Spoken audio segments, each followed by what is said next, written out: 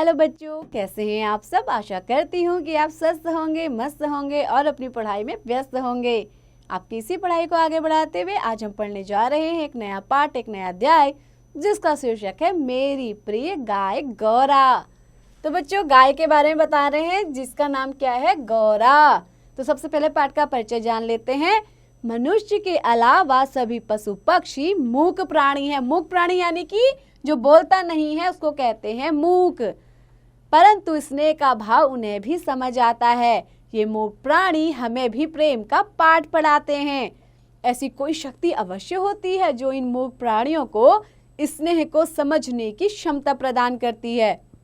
महादेवी वर्मा के मेरा परिवार की एक सदस्य गौरा आपके लिए इस पाठ में स्वयं आई है। तो बच्चों, महादेवी वर्मा का एक संस्मरण है जिसका नाम है मेरा परिवार। इसमें उन्होंने क्या किए थे, अपने घर में जितने भी जंतुओं को पाला था, जीव जंतुओं को, उनके बारे में संस्मरण लिखे हैं।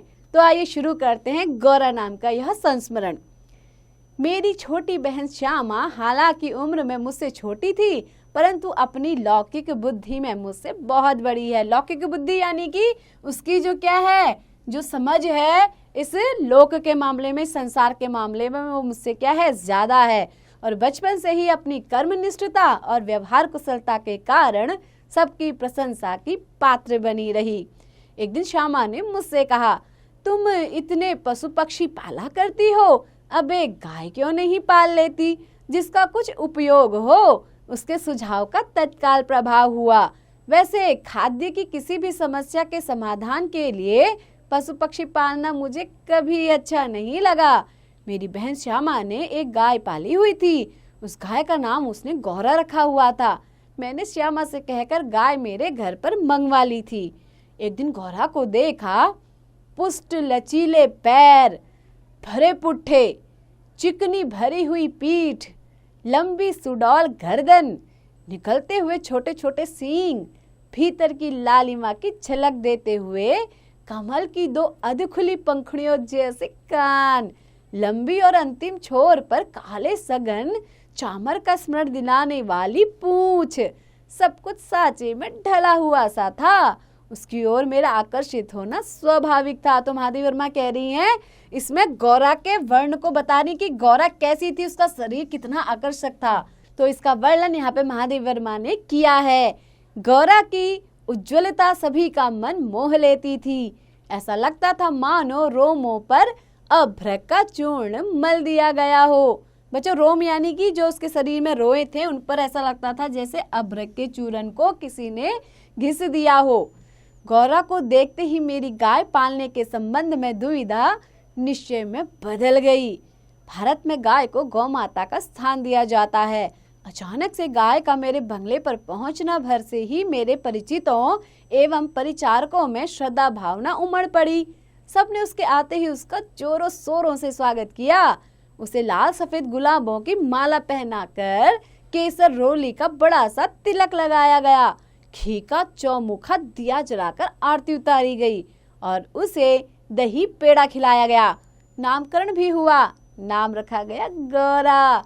उसकी बड़ी चमकीली और काली आंखों में दिए की लौ प्रतिफलित होकर बहुत सुंदर लग रही थी। प्रतिफलित होना यानी कि प्रतिबिंबित होकर, यानी कि उसका क्या हो रहा था, बिंब उसकी आंखों में दिखाई दे रहा था। गौरा की आंखों में अजब सा एक आत्मीय विश्वास भरा हुआ था। उसके चौड़े उज्जवल माथे और लंबे सांचे में ढले हुए मुख पर आंखें बर्फ में नीले जल के कुंडों के समान लगती थी। तो बच्चों, यहाँ पे महादेवी वर्मा गौरा के सौंदर्य का वर्णन कर रही हैं। गाय करुणा की कविता है। महात्मा गांधी के इस कथन की सार्थकता गाय की आंखें देखकर ही समझ आ जाती हैं। तो बच्चों, कई बार पूछते हैं कि ये कथन किसका है, गाय करुणा की कविता है। तो ये महात्मा गांधी द्वारा कहा गया कथन है। हिंदू धर्म में गाय को माता का स्थान दिया गया है और माता को उसके सभी बच्चे प्रिय होते हैं। अतः कुछ ही दिनों में गौरा सभी पशु पक्षियों से इतना हिल मिल गई कि अन्य पशु पक्षी अपनी लघुता और उसकी विशालता का अंतर भूल गए। पक्षी उसकी पीठ एवं माथे पर बैठकर आनंद उठाते और कुत्ते बिल्ली उसके पैरों के बीच में खेलने लगते।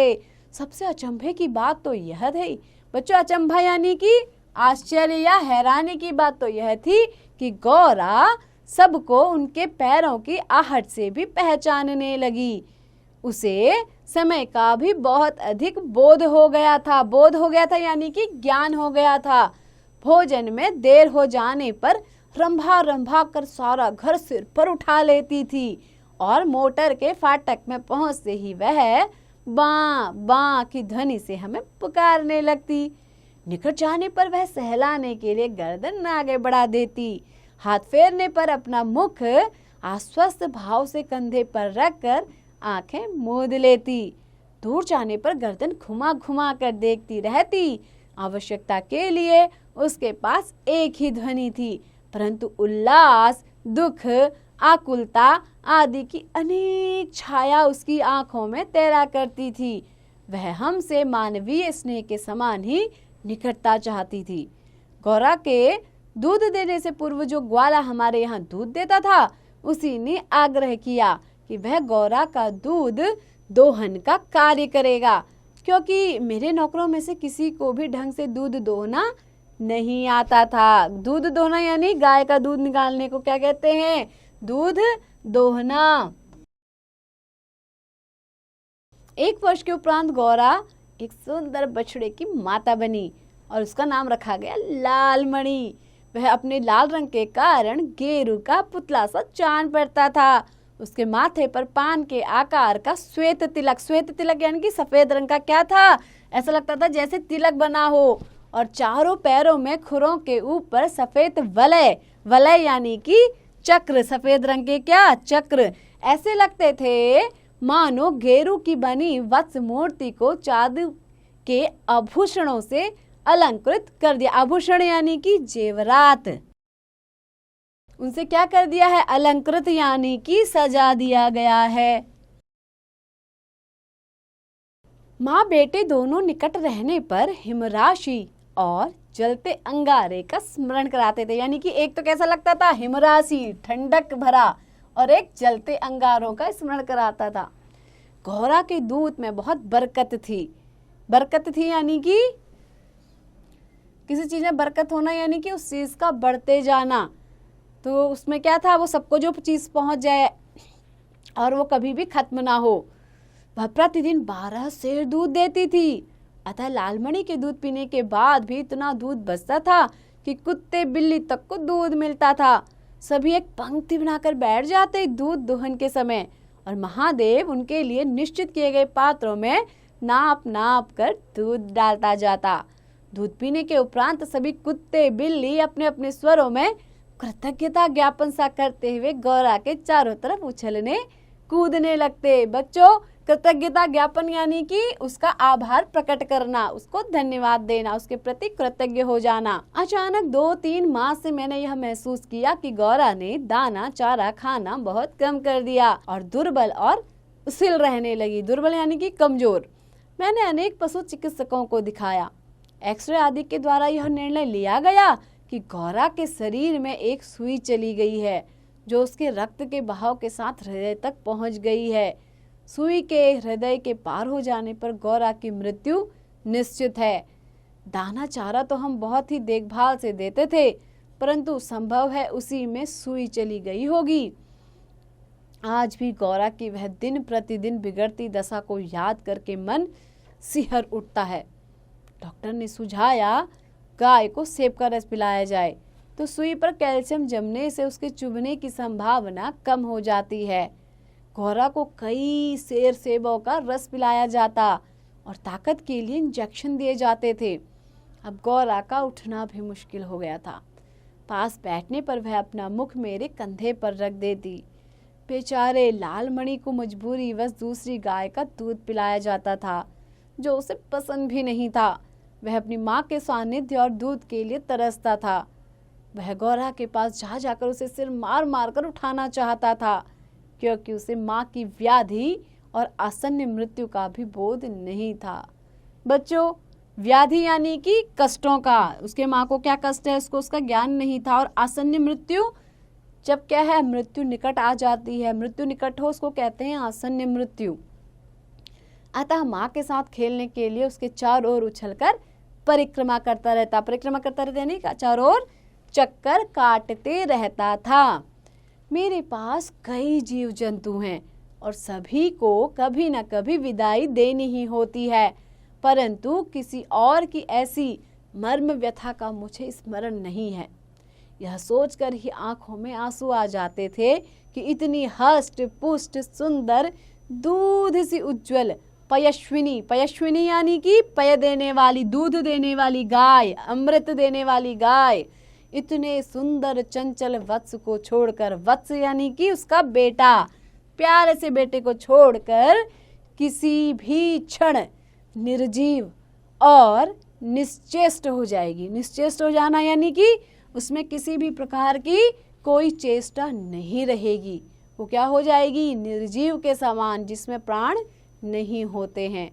अलग अलग शहरों से पशु विशेषज्ञों को बुलाया। पशु चिकित्सक तो दिन में 2-3 बार आने लगे, परंतु कहीं से कोई आशा की किरण नहीं दिखाई दी। अब तो धीरे धीरे सेब का रस भी कंठ में रुकने लगा था और जीवन से भरी आंखें निष्प्रभ होने लगी। बच्चों, निष्प्रभ होना यानी कि उसमें किसी भी प्रकार की क्या है, कोई भी चमक नहीं रही, उसकी चमक जाने लगी। सबकी बेचैनी बढ़ गई क्योंकि गौरा का अंत अब निकट था। दिन में ही नहीं, अब रात में भी मैं कई बार गौरा को देखने जाती थी, क्योंकि मेरी अब यही इच्छा थी कि मैं उसके अंत समय में उसके पास रहूं। अंत में एक दिन प्रातः काल जब मैं गौरा को देखने गई, तब जैसे ही उसने हमेशा की तरह अपना चेहरा मेरे कंधे पर रखा, वैसे ही वह एकदम पत्थर की तरह भारी और निर्जीव हो गई और मेरी बाह पर से सरक कर धरती पर गिरा। कदाचित सुई ने हृदय को भेद कर बंद कर दिया। गौरा की स्थायी विदाई के समय सभी व्यथित हो उठे, यानी कि गौरा क्या है, स्थायी विदाई यानी कि हमेशा के लिए उसकी विदाई हो गई थी, जिसके कारण सभी लोग व्यथित परेशान हो गए, बहुत ही व्यथित हो गए। क्या हो गया था? गौरा की मृत्यु हो गई थी। परंतु लालमणि के लिए यह भी खेल ही था। वो तो बच्चा था, उसको पता ही नहीं चला कि उसकी माँ की मृत्यु हो गई है। यह दीर्घ निश्वास का शब्दों में अनुवाद हो सके तो उसकी प्रतिध्वनि कहेगी, आह मेरा गोपालक देश। तो क्या कह रही है महादेवी वर्मा? यदि दीर्घ निश्वास का, दीर्घ यानी कि लंबी सी, बड़ी लंबी निश्वास का शब्दों में अगर मैं क्या कर सकूं, उसको अनुवाद कर सकूं, बयां कर सकूं, तो क्या है, उसकी जो प्रतिध्वनि निकलेगी वो क्या कहेगी? आह मेरा गोपालक देश। ये मेरा देश है जहाँ गायों को माता समझा जाता है, उनकी पूजा की जाती है। और क्या, एक छोटी सी गलती के कारण, घास में सुई चले जाने के कारण उस सुई ने उस गौरा के हृदय को बेध दिया, जिसके कारण वो मृत्यु को प्राप्त हो गई। तो बच्चों, एक करुण कहानी थी। महादेवी वर्मा ने बहुत ही लाड़ प्यार से, बहुत ही देखभाल से उस गौरा को पाला था और एक करुण कहानी के माध्यम से उन्होंने बताया कि किस प्रकार गौरा, जो इतनी सुंदर थी, इतनी हृष्ट पुष्ट थी, उसके जीवन का अंत हो गया।